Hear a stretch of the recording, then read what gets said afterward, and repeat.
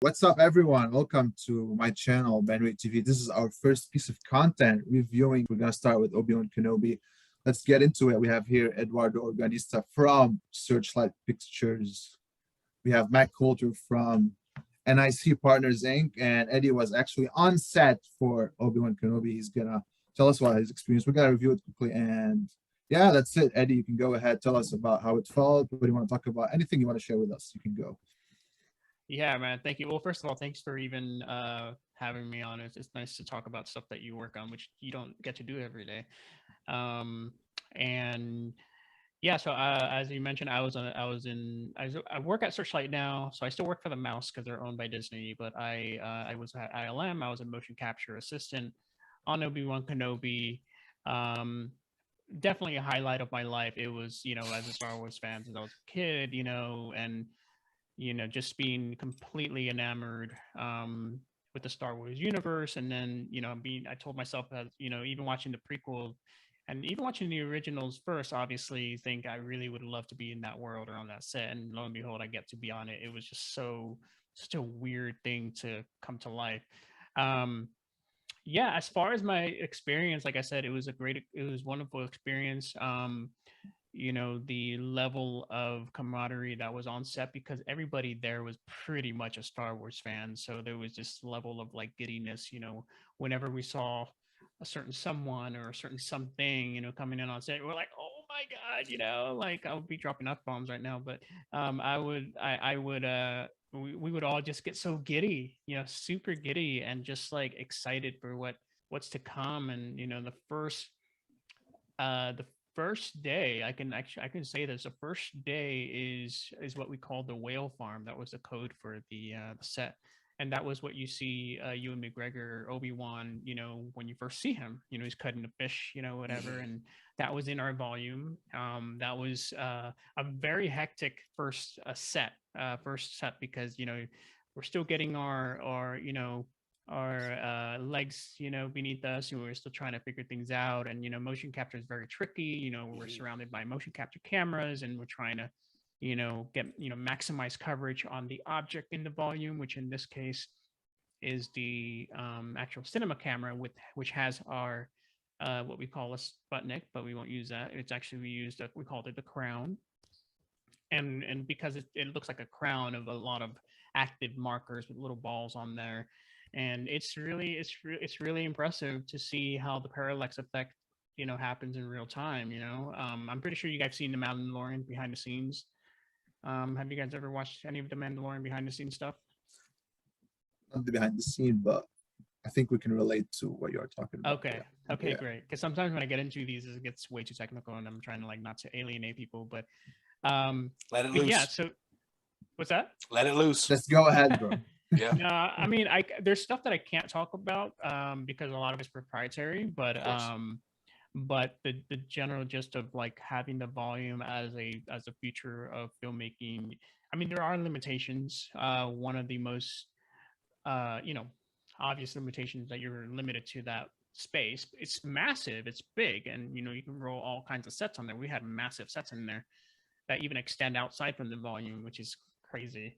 Um, and also, and the second thing is like it doesn't do a lot of hard light. You can't do hard light with the volume, but they did something ingenious where the ceiling, because the ceiling is also covered with LEDs, they remove some of the panels so we can enter like some hard light, some source fours or some 15Ks up there, whatever it is. And it's really remarkable what they can do. And Chung Hoon, who was our DP, is the most non-Star Wars fan, most charming, lovely human being. I think that's why they hired him, because he didn't care about Star Wars, but he's a master at cinematography. And especially if you've seen Old Boy or any of the more of his recent films that escape you now, but that's like the biggest one that I remember him from.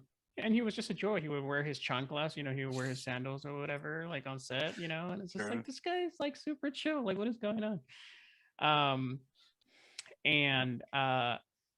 And of course, when we first saw Ewan McGregor step on stage, it was just so surreal, especially in costume. And it's just like, this is crazy. This is so crazy. This is not happening right now. even Did more you crazy when you see both Hayden and Ewan at the same time. Sorry, you were gonna ask a question? did you cry when you Oh, saw 100%. That's fair. 100%. That's Yeah, fair. I was weeping. Yeah. It wasn't a cry, it was a full weep and a little, oh my God, you know, like Yeah. and we're all wearing masks, of course, so it's easy to hide. Not that I wanted to hide, but it was easy. Um, yeah, man. And honestly, Ewan McGregor is the sweetest person on set. I mean, we interacted with him the most for obvious reasons, and Hayden is also just a nice dude. And Moses too. You know, she was such a great person to have on set. You know, she was very dedicated to her work. She was, you know, she was very, very focused, and you know, she gave you her time whenever you wanted to chit chat with her. I told her at one point, like, hey, you know, my daughter would probably love your outfit because she loves all these dark, you know, sort of unconventional things, you know, and she was really she laughed at that. So she was joyful, you know. Um, but Ewan McGregor, oh my God, like you can talk about cars with this guy for like a long time. You know, every day he came in with like a different car. Like I remember he came in with like an old school Rolls Royce, but then the next day he'll come in with like a Volkswagen Beetle, but Oh man. electric, converted electric, like an old school one. Amazing. Or I think he had two of them, if I'm not mistaken. I have to recall, um, but not only that, I wore these are my two favorite stories to tell about you and when I was there because it was it was at me directed. It was directed at me in a weird sort of surreal experience. But I was wearing a shirt that had a caricature on it, and it's you know it's a character of Obi-Wan, and you know the shirt says "Hello there," you know, and I wore it on set, you know, because I was like everybody's gonna be wearing stuff, and you know, it ended up being me wearing most of the Star Wars stuff, but let's not talk about that. Um, Oof. and I wore the shirt, and I remember I was on set, and I can tell because I can kind of tell that he noticed it early on because Kumail was also there, and he noticed the shirt, and I think he was kind of like talking to Ewan. Ewan's back was towards me, and Kumail could see kind of in my direction, and I just remember seeing Kumail going like that, like Oh to no. Ewan, like hey, like there's a kid back there with the shirt or whatever. But I kind of pretended not to pay attention, and I really didn't. I was still busy, but I was like, whatever, that's not going to amount to anything. And then uh, maybe like 30 minutes later, we were resetting for a shot, and he was going up like this ramp or whatever, and I was kind of like not I was like the ramp was like right here, and I was like right here. I was very close, and and you know, I kind of made eye contact with him at the exact moment that he made eye contact with me, and then he pointed at me, and then he pointed at my shirt like that, and I was like, "What? Like, what do you want? Like, what exactly?" And then he lowered his mask down and said, "Hello there," and I'm like, "Oh, And then like, you burst into flames. dude, I burst into like hallelujah. Like, I was just in utter joy, and my coworker saw that happening in real time, and she normally would have been like she normally would have been like, oh my God, like what the heck, that was so cool. But she's like, I wanted you to have your moment. That was amazing, because she saw me just break down like a pure joy. um and so that was incredible. And then later on we were doing another scene, not the same day, but like maybe a couple months later, we were doing another scene, and I wore another shirt, same caricatures, and it's instead it had Obi-Wan on top of a stool, like just a regular stool, and then going like this with his lightsaber in his right hand and looking down at Anakin, who is facing him, but so Anakin's back is towards it, but he's also a caricature, and the text just reads, "It's over, Anakin," because obviously the follow-up line is, "I have the high ground." And the script coordinator, oh my God, I think her name is Chris. Yeah, Chris. Yeah, she saw my shirt, and in between shots, you know, she was giving, she was doing her job as script coordinator, obviously keeping continuity and whatnot. And she saw my shirt and she pointed and I was like, oh my God, that's hilarious. I got to show you. And I'm like, oh snap. Like, okay. And so I was waiting, and she was literally like, there was a lot of people coming out of the shot, and she was literally pointing to people like at my shirt, like multiple people, and they're like all laughing. And then Ewan finishes talking to Deborah Chow, I believe, and then he comes out, and it's Chris like, "Hey, Ewan, look at his shirt, look at his shirt." And he, Ewan's like, what? And he kind of finally makes eye contact with my shirt, and he looks at it, he leans in, he reads it, and he just starts laughing. He just starts laughing hysterically, like, "Oh my god!" He starts laughing, and he walks away. And as he turns the corner, I hear him say, "I have the high ground." And I just died. I was just dying because people were saying that you're never going to get him to say it, And I did, which was incredible. And yeah, that was just pure That's joy. it. Like, yeah, if you're ever in a situation where you have to compare like your Star Wars experiences, that's what you open with. You open with the absolute trump card. I made Ewan McGregor laugh at my Star Wars shirt. yeah. That's a good point. I have tattoos on my legs. Doesn't mean anything. It means nothing. It means nothing. No, man, no, not at all, not at all. It's just, it's, and that's so funny. Yeah, I mean, that is definitely a good bar conversation with other us nerds and whatnot. Star Wars nerds. And I remember on the last day of shooting, it was very bittersweet. I had gotten him a patch. It was an Alec Guinness patch, and it shows Alec Guinness and it says Obi-Wan, but the Guinness is spelled like the beer. Yeah. And I know Ewan is Scottish, but like I just thought because it's Alec Guinness, might be something he'd like. And on the back, I just wrote, thank you for my childhood, Eddie. And on the last day, I told myself I need to give this to him. I had it for I held on to it for so long, and I was just not. It's not like I was this. I guess it's not that I lack courage going up to him, because I rarely get starstruck. I get awestruck. But when you combine Star Wars and then your heroes in Star Wars, it kind of makes it difficult. But I remember on my last day, I'm like, this is the last time I get to try, and give it to him. And on the last day, he was giving a nice speech, and he had like a box of cigars, Cuban cigars that he was given.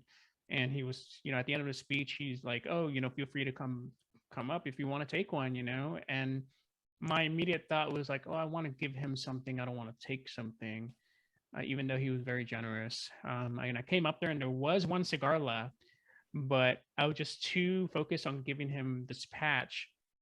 And I was like, "Oh no, I don't want anything. I want to give you something." And I give him the patch, and he looked at it and he starts laughing. He's like, "Oh my god, this is great," or whatever. And I think we hugged. I can't remember. I think we did hug. I sort of blacked out, but I think we hugged. Yeah. And my friend who is working in parts of the post process says that I survived some of the BTS footage, which, if that's true, because she said she even said, "I saw you give Ewan something. What did you give him?" I'm like, "Oh my god, if that appears, I would freak out, dude. That would so be I don't know. We'll see. Crazy. Yeah, we'll see. Piece of history. We'll see what happens. Yeah, that would be. Yeah. You could never wash your skin again. You'd have to cut it off and store it somewhere. No, I tried to scrape it off. It just didn't work. The paint tolerance isn't there. So I understand. Can I ask you? So you do mocap then? You do mocap? Yeah, I was in the motion capture department. Yes. So for these sets, I suppose concerning Alderaan, there wouldn't be too much mocap involved. But for the fight scenes, like in Mos Eisley, I assume you had a lot to do in there. So actually, in Alderaan, that was purely in the volume in mocap. Hit us. Unpack that for us. Let's hear about this. Well, so one thing you should kind of visualize is that when we're doing motion capture, it's not the generic sense of motion capture where somebody is wearing stuff. Mm-hmm. So whatever you see people wearing, like in typical standard motion capture, instead of a person wearing it, the camera is wearing it. So the reason being is because there is a camera's perspective, and what it's so hard to describe. Maybe I can bring up photos or something. I'll do that in a bit, if anything. But but there is motion capture sensors on the camera itself, on top of the camera, on the cinema camera, because what it's doing is creating the parallax effect. And what it does, it creates like this rectangle that mimics the lens on the LED screen. And this rectangle, we call it the frustrum. It's frustrum. And it's just a fancy term for what we call this thing. And basically, it keeps the parallax, so that way where the camera is moving, everything moves with it in sync, so it doesn't look off. It's so hard to describe without like visual aids, but that's what most of the motion capture was used for. So it's for Alderaan, when you're seeing when you're seeing Leia's bedroom for the first time or whatever, that was all in the volume, and the city that you see outside while you're in the bedroom, that was all captured in camera. So none of that's green screen. All of that is captured in camera. That's what looks so good because of this technology. I know that probably won't answer your question as much, but I'm going to see if I can. Go ahead. It begins to answer the question. Okay.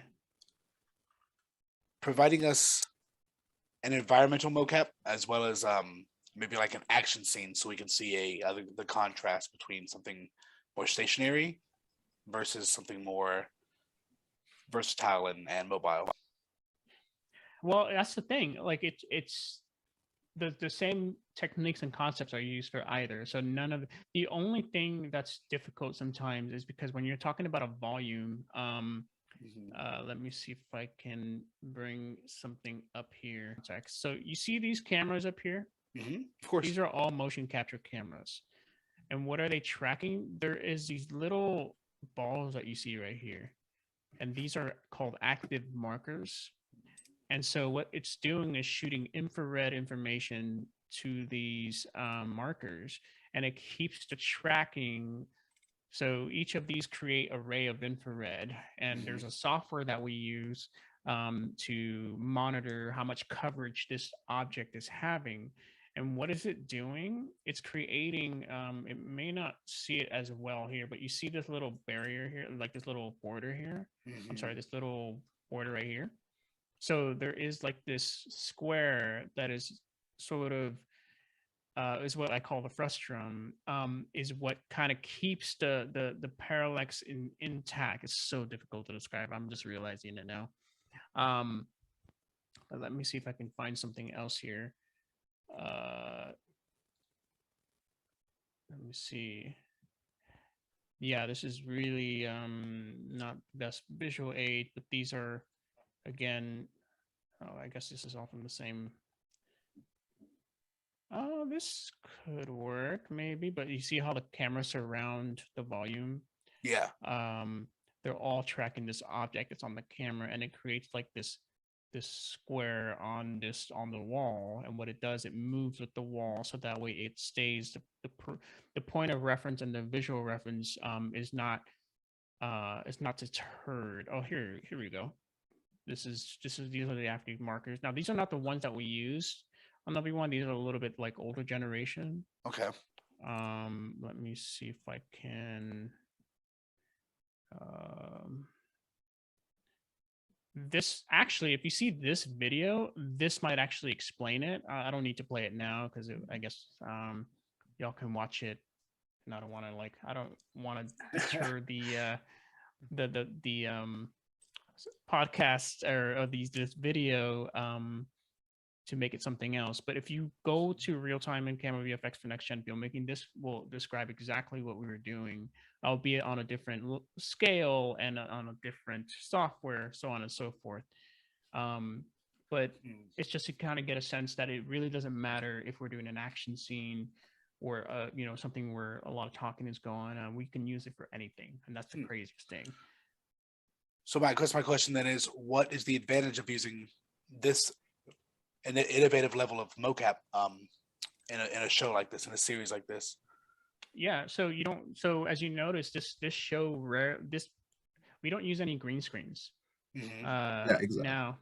Now we can, the LED walls, you can make them into a green screen. You can literally cut a portion of the wall and be like, I need a green screen on this one because for whatever reason we don't have content for something specific. Mhm. And also the walls themselves, you know, when you feed content into them, it's living content. So it's like an actual a CG content that goes on there, and it's a live playback, you know, of this content. So you have atmospheric stuff happening in the background that falls. You can move the sun, like you can rotate the world, so you don't have to shift your set or shift your camera setup or whatever. You can just rotate the world, and you can you know, you can make certain light cards, you know. So Chung Hoon had a great time on this show because he was very this is his first time being in the volume and being able to be like, okay, I want like a tungsten card over here, and we can shape the light however you want, which is crazy. You can shape it into a square, a circle, a crescent moon. You can do all kinds of things with it. So there's so much you can do with this technology, and it's only gonna just skyrocket from here, you know, in terms of what it can do. There are limitations, obviously, but Like I what? think just a space itself. Sometimes certain wide shots you can't get as wide. Although in Obi-Wan they did a really good job of shooting with wide angle lenses. Yes. And so that wasn't a problem as much. I mean, it was a real challenge. It was a real challenge. But we, you know, the you know, Chung Hoon and the entire camera team, and as well as Stagecraft, ILM, we met those challenges. You know, and you're talking sometimes working 20-hour days, because we sometimes have to be in for 2 units. You know what I mean? Like first unit would go, and second unit needs to do some pickup shots for another 6 hours or whatever. So I'm like, okay, you know, I guess we're staying here for the long run. So those days were tough. But just getting back to that original thought is that it is just so, you know, besides the wide shots, it's just hard light. You can't get it from an LED volume, but there's ways around that, you know. So All right, final question before we jump into review. sure. Yes. Go. You can ask it, Mac. Oh, please. I guess my last question is going to be, what was your favorite scene to work on? Specifically you yourself, and what did you think of the newest planet, Dayu? Okay, so and I say new planet because as a walking Star Wars encyclopedia, I've never heard of this place. So it's very exciting for me as a fan of Star Wars to be like, now I don't know anything. Now you have to. I'm on holding hands with everybody else. No, it's all about sharing the love and sharing the knowledge. So the favorite scene to work on, man, that is so difficult. Within the first 2 episodes, of course. Within the first 2 episodes. Okay, great. Yeah, of course. No spoilers. Yeah. No, I honestly, you know, the little the scene where Obi-Wan is chasing Leia around the market or whatever. That one was pretty fun because there was so much going on, and that's all obviously on Dayu. And the when I walked onto that set, I felt like I was in Dayu. Because you have the set, the obviously the whole set built and everything, the little markets, you know, and we get to walk on it, and obviously we have to assess the set for mocap purposes, and you know I'm walking freely in there before anybody starts shooting, and it's it is just so wild being on that set and like having the content put up on the wall, and you're like, this is crazy. There was so much stuff written in Arbesh. I was losing my mind. I was like, this is and like legit like words like market or like noodles or something like that. And I'm like, or spice. Or spice, the spice den. Was cool. That was they were going crazy. Dayu honestly has a lot of similarities, and correct me if I'm wrong about this, but it strikes of almost like a Hong Kong vibe with the way all this neon lights around. Very, very good observation. Now, I think we called it, I don't think we called it Hong Kong specifically, but there was a very much an inspiration from Hong Kong itself. I think they took some of that inspiration from Hong Kong. So you're not off. Yeah, exactly. Oh yeah. Yeah, a lot of the neon. A lot of the markets. The neon stuff, the market stuff is amazing. Yeah. I remember this. Damn, I remember this day so well. This is so crazy. Yeah, and you see all the lighting. See, all of that is definitely see, so you see how it looks like there's depth? Yeah, So of all course. of that is a wall. Mhm.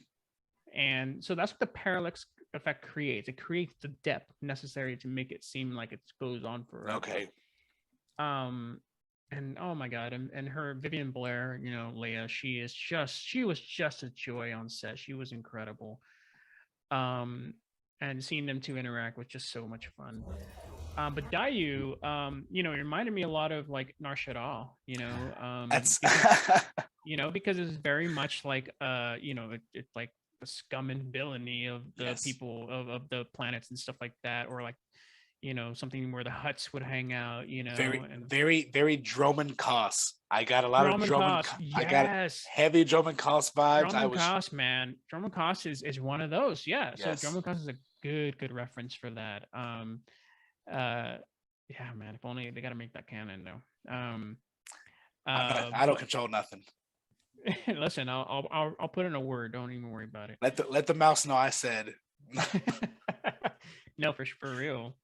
But yeah. So I think that was a really fun set to work on, and and honestly, the to work on that set with that content was incredible. I mean, just so much neon, and I'm just like, this is crazy. Yeah, feels like Star Wars. So yeah, it does feel like Star Wars. We have a Star Wars show. It feels like Star Wars. That's one of my critiques of a few things that have come out recently. Not a lot. Sure. Not a lot, but a few things. No, I'm like, this feels like just a sci-fi movie, or it feels like a sci-fi episode. Not this. Yeah, I agree. I guess we can now jump to the review. Mac, you can go from your last point and we'll take it out from here. I'm going to be a little bit intruder here because I have a few critiques. So maybe Mac, you can go and say how much you were, of course, amazed, and we'll take it from there. Go ahead. Let me start by saying that I am a Star Wars fan, and the definition of that is I enjoy Star Wars. So I do not gatekeep this fandom. I love all the opinions. I don't even like the Solo movie. When people tell me they like it, I'm happy for them. Welcome to Star Wars. So I'm okay with this. Yeah. With that being said, I would love the first handle of this show you have to sit through is this recap. And if you skip the recap, you're a barbarian. You eat with your feet and you poop on the ground. I don't know what to tell you. Don't ever skip this intro. You have to watch the recap. I was tearing up during the recap, but that's what recaps do. They put 3 movies worth of stuff into 5 minutes, and I mean, it did its job. As for the first place, I would love that he is working like this factory liner position. Like it's like manual. It's just manual labor. And and Tatooine off who knows somewhere in the jungle, just cutting off this whale creature that I don't recognize, by the way, and just basically giving up his stance as a Jedi, just working the menial labor thing. I do have a reference for Obi-Wan Kenobi from the Kenobi novelization, not the novelization, but the actual novel. I do recognize that that's not necessarily canon, which is fine. But I can't help but draw the distinctions between him just moving into this world, having this mission. He's so set in stone about protecting the boy because the previous boy, Luke's father, he failed. And so he feels this strong motivation to watch over Luke. And in the meantime, just keep his nose clean and head down. And it's just unlike Obi-Wan Kenobi to do that. So it's so interesting to see for me, it was a matter of how long can he keep this up? Also because it was episode 1. So I was like, he's not gonna be doing this the entire time. They brought Tatooine to life. I think if I'm gonna say the first things first, Obi-Wan on Tatooine and Mos Eisley was just exquisite. I felt like I was back on episode 4. I felt like I was back in the Clone Wars. I felt like it's dirty, it's dusty, there's merchants, it's scum, it's villainy. We love this. I mean, yes, the whole setting is great, but my whole problem was with more of in the performance of McGregor himself, because I felt that during those 2 episodes, he was, how do I say, he was a little passive. Now, I don't know if it was meant to be or it was purposely written that way, but the actor or the character, I didn't feel that there was the intensity in his character while interacting with the others. Because if you look at the scene with Leia, with the Java, with most of his performance was, I didn't feel he was giving me too much stakes for the story. I felt he was a little passive. Now, I don't know if this is gonna change in the next episodes. I don't know if it was purposely written that way, but I wasn't feeling the struggle too much in the way he was approaching the character. I don't know. What do you have to say about that, Eddie? I disagree. I Ah, think okay. it's I don't think I understand what you mean by his past, by because I totally understand, like, you know, passive characters and active characters, and as well as just him being who he is. I think the reason, and by the way, I am taking my bias aside and just talking performance, because I know it's so easy to fall into that. But I think it fits in these first couple episodes because he is incredibly broken. He has literally no motivation other than to protect Luke. And what is Luke doing? I mean, he has a passive job.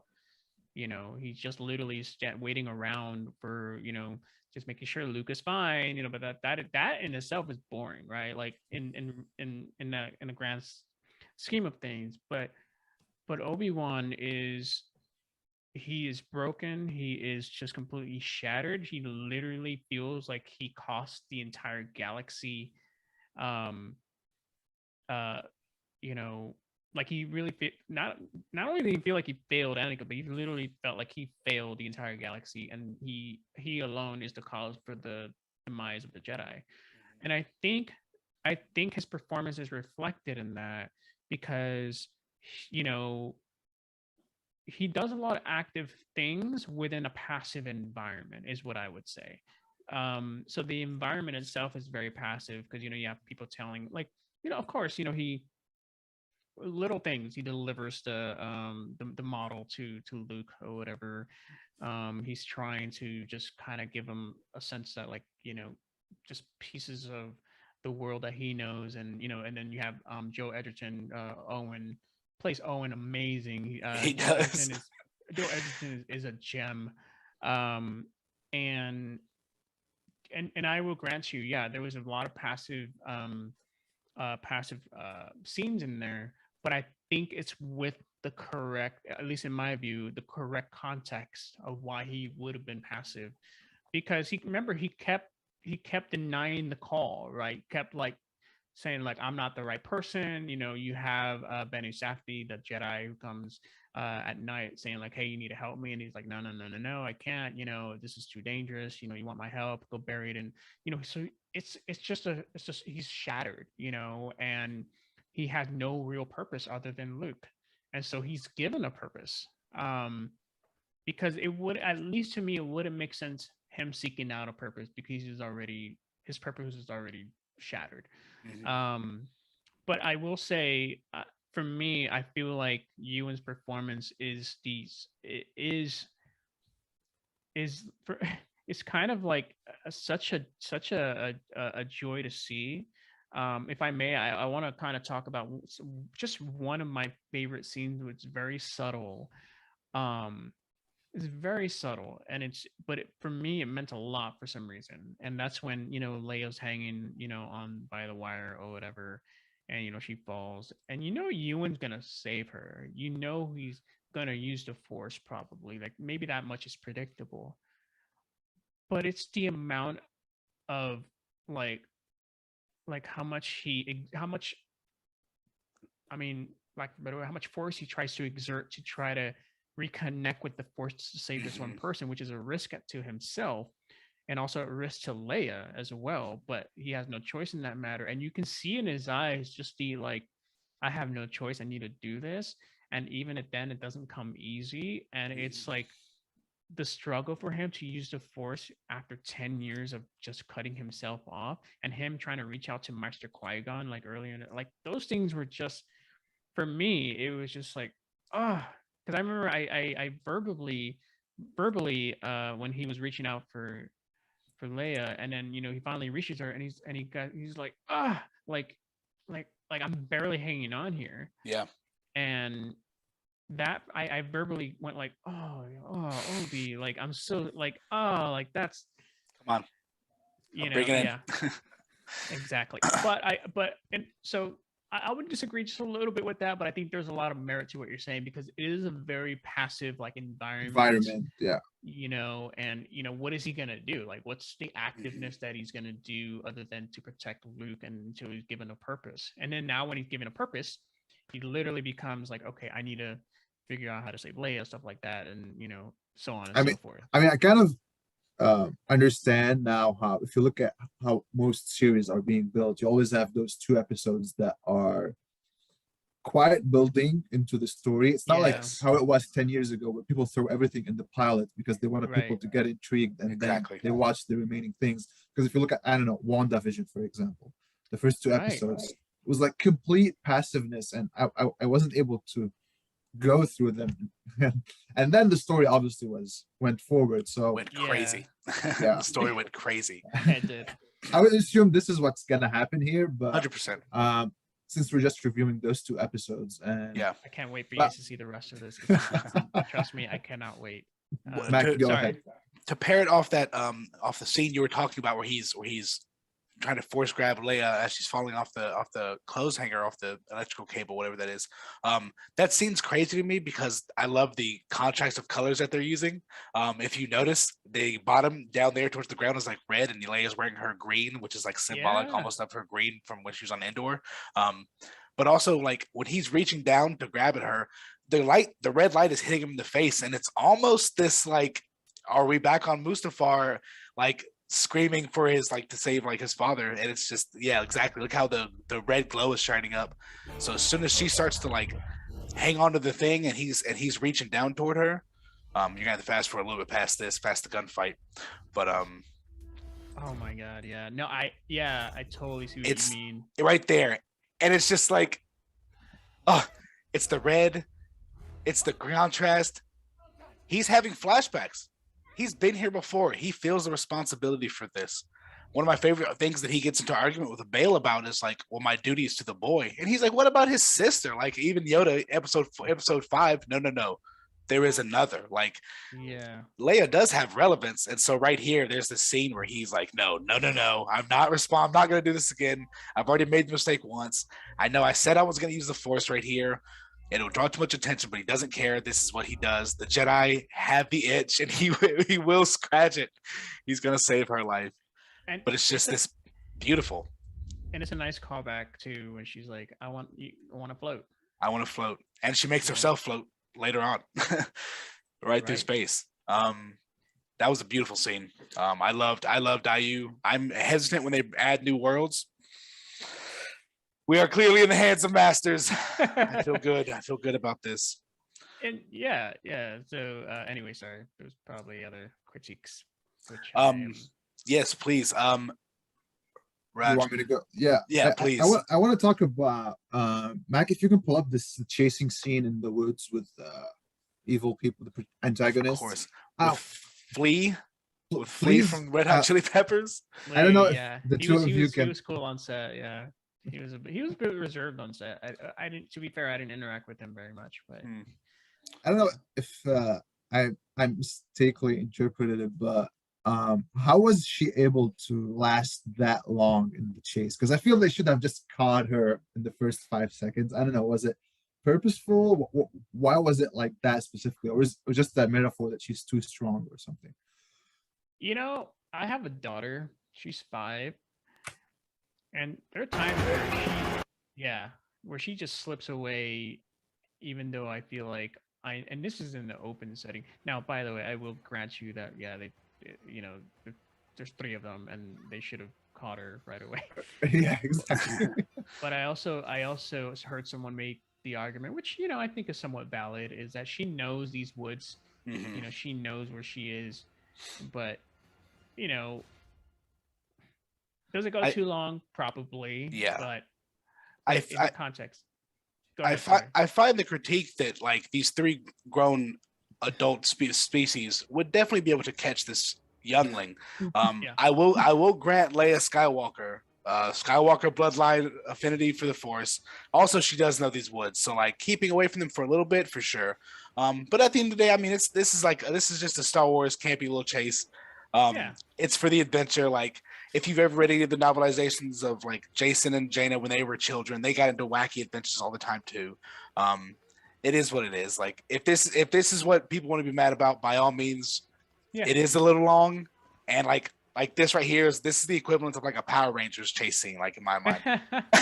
I know how it's gonna go. They're gonna catch her eventually, but like it does set the stakes right here when they kill this person. That was when I was like, okay, now we're talking some villainy. So I wasn't too deterred by the chase scene. It was a little jarring, but it's not the Vespa Squad. And you know what? Whenever there's children, whenever you have children on set, you never know how it's gonna go as far as the performances. But Vivian Blair, she's a beast. She is Leia. Yeah.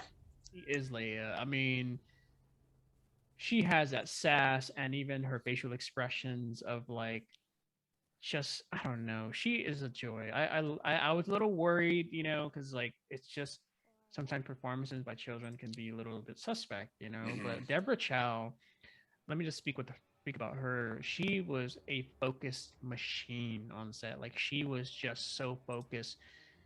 Like no real time for a little bit of like chit chat here and there, and you can tell she was all business, directing, and just really sticking with the art and the craft. And I have so much respect for that. And I spoke to her for like a brief 5-10 minutes after we wrapped, and I can tell the relief of like just being done, because she spoke to me for like the 10 minutes. We were talking about random things, not really about Star Wars and stuff. And she was so nice. She opened up, and but anyway, sorry, I'm trying not to get off track here. But no, she was a fantastic director in the sense of like she was really honing in on that craft while on set. And and this, separating my own bias, I know some of the critique also goes to Moses Ingram, her performances and stuff like that. Now, I think what's going on is because I know what happens in the show, because there's a lot of questions like, how does she know Anakin, is Vader and stuff like that. And don't get me started.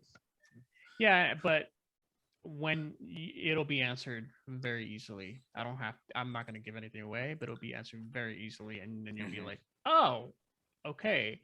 And then her anger and her sort of what these might seem like these random outbursts, of just obsession with Kenobi.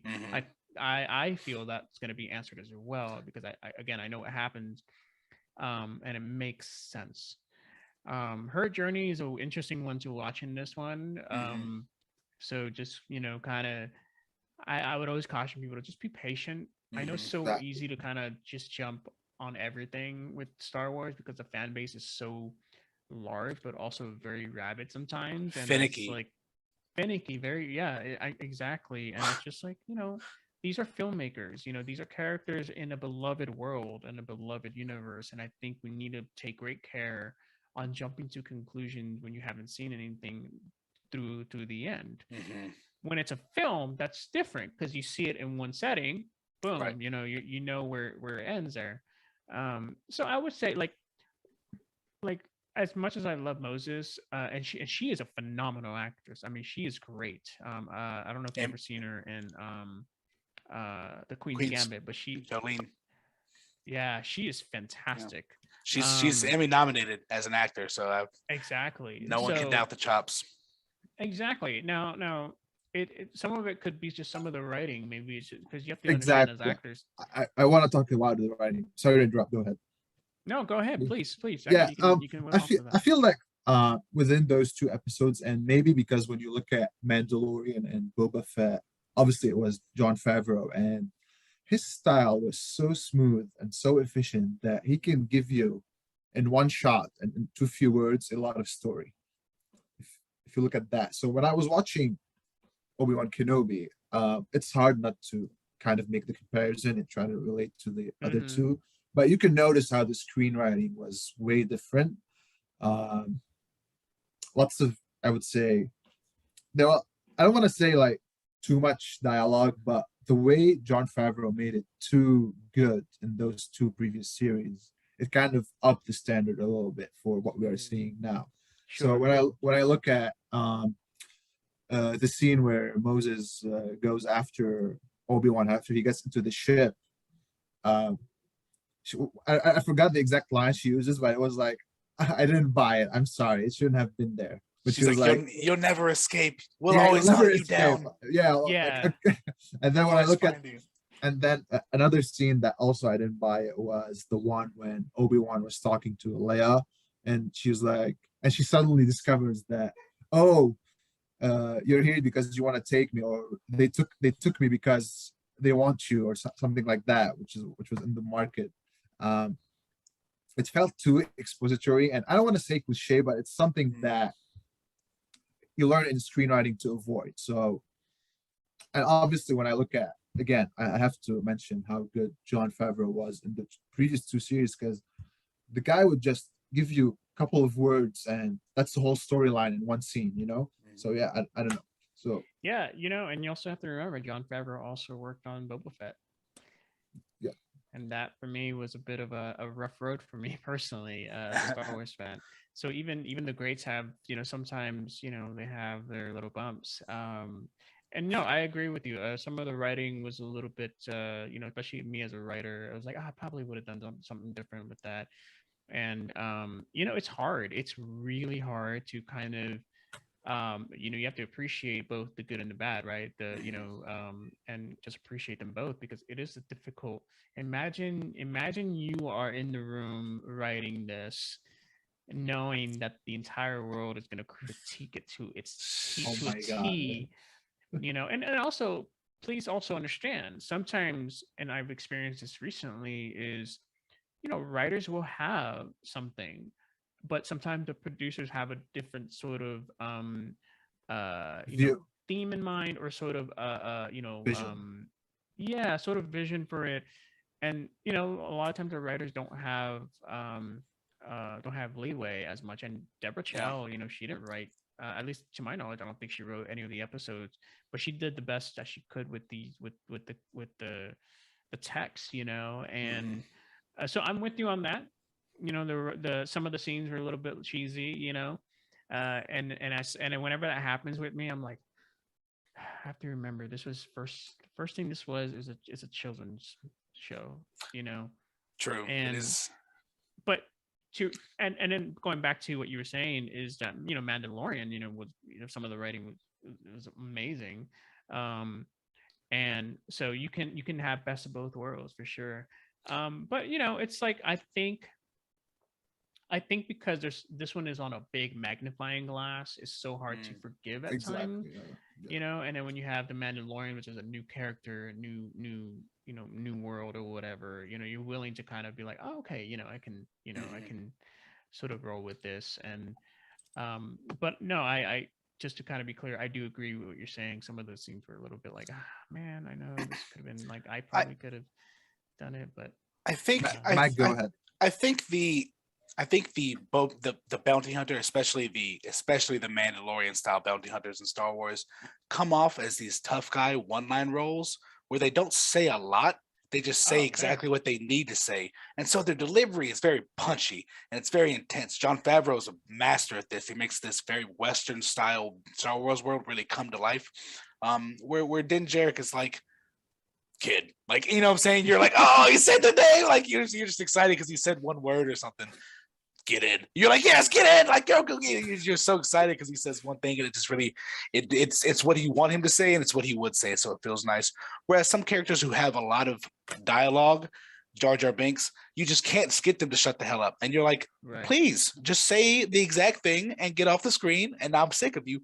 So when I see like villains typically who have a lot to say, that's when I start to find that people have a bigger critique of them because I think people generally enjoy the strong silent type villain.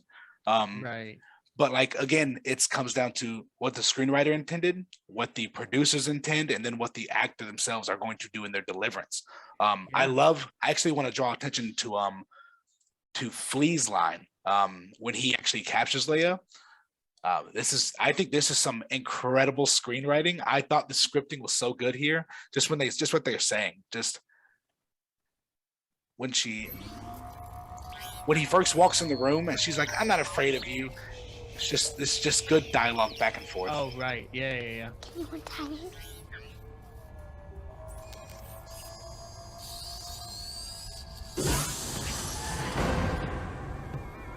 I'm not afraid of you. Give it time.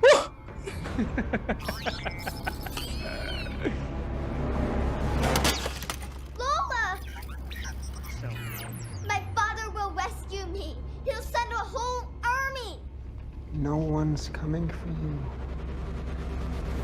And because it's Flea, you're like, okay, kind of like a campy, like side villain kind of role. But if that was a 6'2" Zabrakian warfighter, you know what I'm saying? Right. You'd be like, oh my God, it'd be horrifying.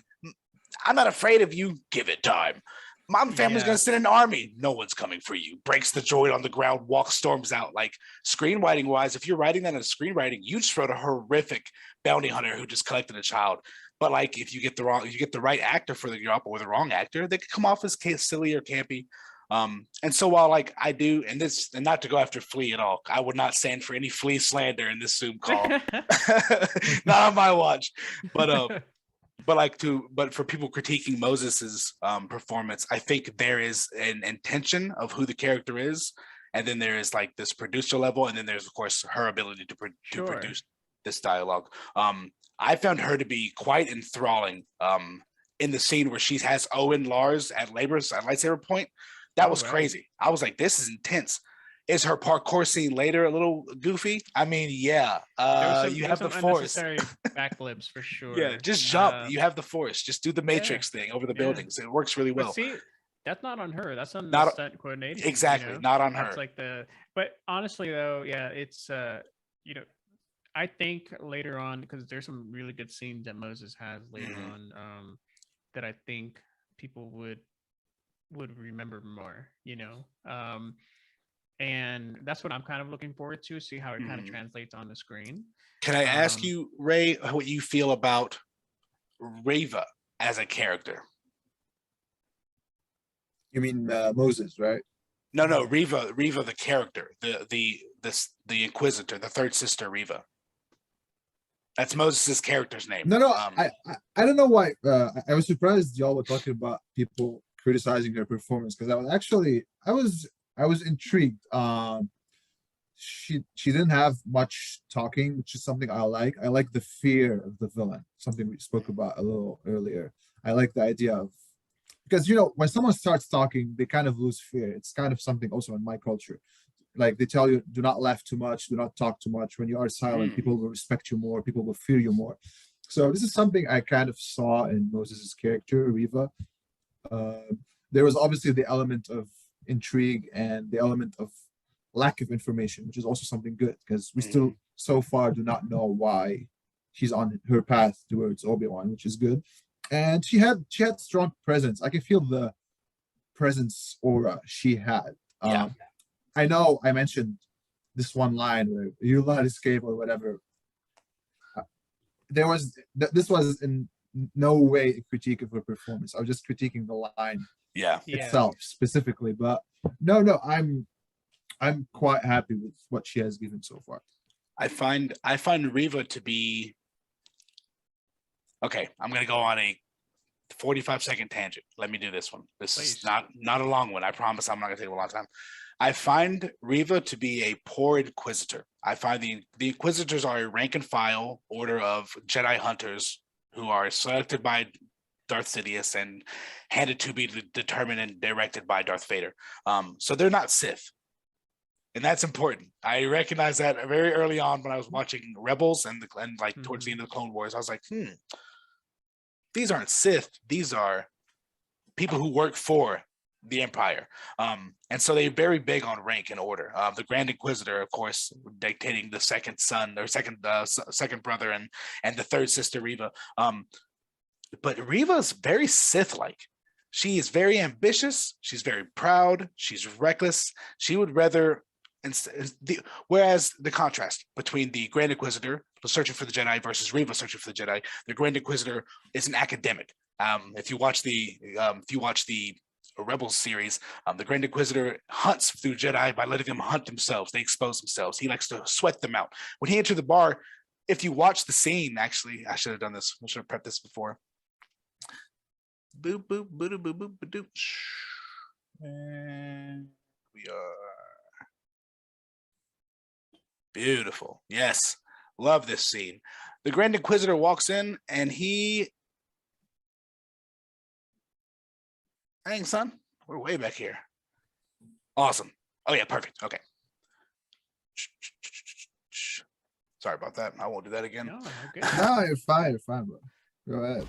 So he walks in right here, and he already, first thing he does is he looks over at our Jedi. You know who we are. Inquisitors. You know what we do? You hunt Jedi. In actuality, I would say the Jedi hunt themselves. Ooh, boop. He located them first things first. One of my favorite things about, I won't get into that. He's an academic, so he goes in and he likes to use his mind and his brain to force the Jedi out. Reva doesn't have that time for that. She's impatient. She's a Sith, and so her first instinct is like, I'm gonna make him do the power. We know he's gonna do it. Force him to do it. But if you watch the entire scene, the Grand Inquisitor actually in that entire scene will like.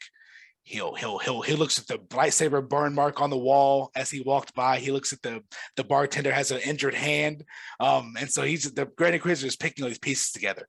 So it's interesting that they both get to the same result, but through different means. That's because I don't think Reva is a good Inquisitor, and the fact that she stabs the Grand Inquisitor in the solar plexus is insanity. I think one of the most interesting things is his admission that she is powerful. He says, all the power in the world, but it won't mask the trash, the smell of the trash or something like that, right? So he acknowledges that she has power. I wonder, again, where that lies in her progression as a character and where that will end up for her. But in my mind right now, she is very, very Sith-like, and it's interesting to see. That's a very good observation. I like that observation because it definitely it makes sense in the context of all the scenes that she's had, and it's gonna get dicey. I can't wait for you to see the rest. That's for sure. I do want to kind of ask one of the final things. Not sure how long this is going for, but yeah, we're wrapping up now. Yeah, okay, great. How about that last scene, man, on the second episode, when you're talking about Reva coming in, and obviously the big talk of the town is like, oh, how does she know? Like, don't worry, you'll find out how she knows. And, and Obi-Wan just is sitting there with his lightsaber, almost like it's foreign to him. Like he's holding it like it's foreign. Like he's not holding it like a Jedi would. And that is very, very, that was something that I picked up right away. Like, oh, it's like he doesn't know how to use this. And then like he was ready to fight if he needed to. And then she drops the bombshell, and you just see him just utterly just break. Yes. And just get shattered. And obviously it's interrupted by the Grand Inquisitor, and then he makes the escape, but you can see it in his eyes and it's just, his physicality, and when he's on the ship with Leia, and you just, she's like, what's wrong with you?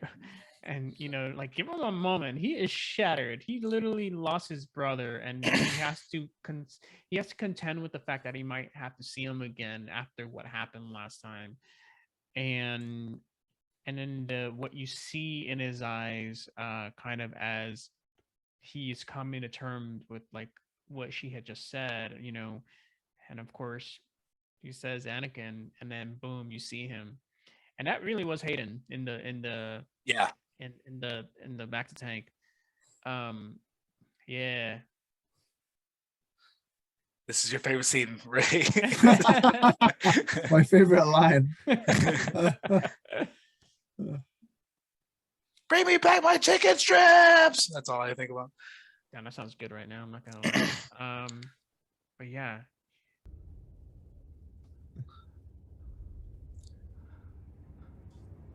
Oh, he's so sad. it's just like I I think regarding the scene, one, I love Hayden Christensen, and I will never allow slander to be done in his name. So anything he does, I'm so excited for. I love the boom, the hard transition. Boom. yeah. This And you hear back. the breathing, the iconic breathing. I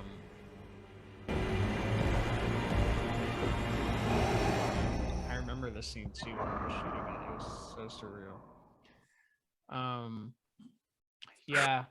Yeah, that got me. I mean, when you said it and then it cuts to that, I'm like, oh, So this scene to me, one of the big challenges of being a huge Star Wars fan and like keeping track of a lot of what is still canon and what is not, unfortunately, is keeping up with like dates.